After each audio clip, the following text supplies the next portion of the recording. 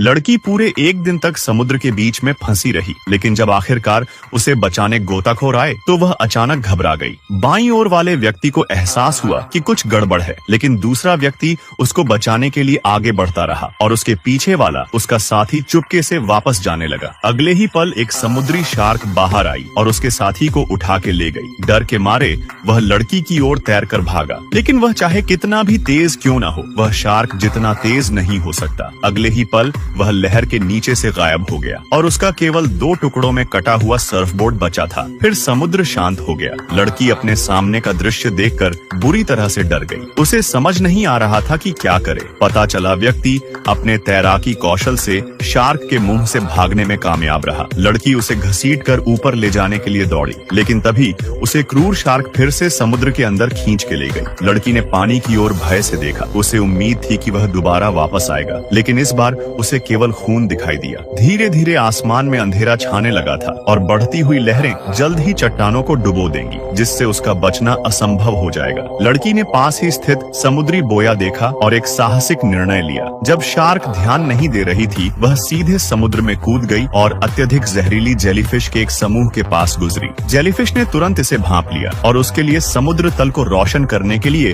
अपनी लाइटें चालू कर दी, लेकिन यह उसकी सुरक्षा के लिए नहीं था। महिला जेलीफिश के जहर के दर्द से चीखने लगी, लेकिन महिला ने देर करने की हिम्मत नहीं की। पानी की सतह पर आने के बाद वह पूरी ताकत से बोया की ओर तैरने लगी। तभी शार्क उसका पीछा करने लगी। सौभाग्यवश वह बोया तक पहुंच गई और शार्क उसके पीछे पीछे आ गई और सीधे बोया से टकरा गई। महिला सीढ़ियां चढ़ने ही वाली थी, लेकिन अचानक आखिरी स्टील बार सड़ी हुई और जंग लगी हुई थी। तभी लड़की सीधे शार्क की पीठ पर गिर पड़ी। उसने हाथ में स्टील रॉड थी। उसने वह रॉड शार्क को घोंप दिया।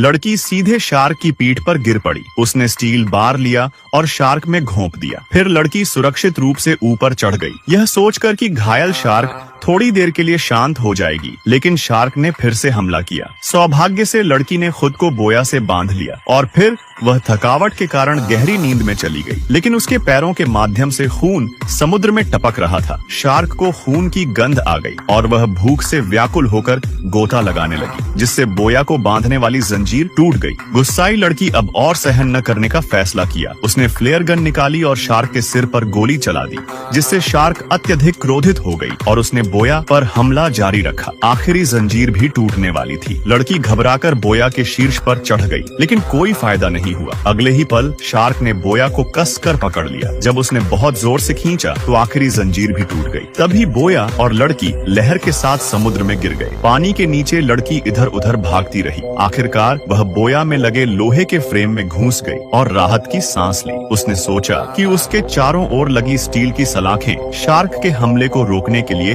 पर्याप्त होगी, लेकिन तभी उसके नीचे से एक खूनी मुंह ने हमला कर दिया और स्टील की सलाखों को शार्क ने कुछ ही मिनटों में दांतों से कुतर दिया। लड़की के पास शार्क के हमले से बचने के लिए अपने पैरों का इस्तेमाल करने के अलावा कोई विकल्प नहीं था। घबराहट में उसने समुद्र तल पर गिरी हुई नुकीले स्टील की सलाखों को देखा और अचानक उसके मन में एक विचार आया। शार्क तार में फंस गई थी। लड़की तुरंत बाहर निकली और अपने शरीर पर रखे बैग को चेन से बांध लिया। फिर उसने जंजीर को फाड़ने के लिए अपनी पूरी ताकत जुटाई और उसका पूरा शरीर जंजीर के साथ समुद्र की तलहटी में डूबने लगा। इधर शार्क लड़की को काटने ही वाली थी। फिर उसने अपनी पूंछ हिलाई और उसका पीछा किया। तभी लड़की का आइडिया काम कर गया और नुकीले स्टील की कई राधे शार्क के मुंह में धंस गई और उसकी जीवन लीला समाप्त हो गई। विश्वास नहीं हुआ कि शार्क वास्तव में उसके हाथों में मर गई। ऑक्सीजन की कमी से लड़की बेहोश हो गई। सौभाग्यवश लहरों ने लड़की को किनारे तक बहा दिया और ग्रामीणों ने उसकी जान बचा ली। और फिर वीडियो लाइक करते ही अगली वीडियो अपलोड हो जाएगी।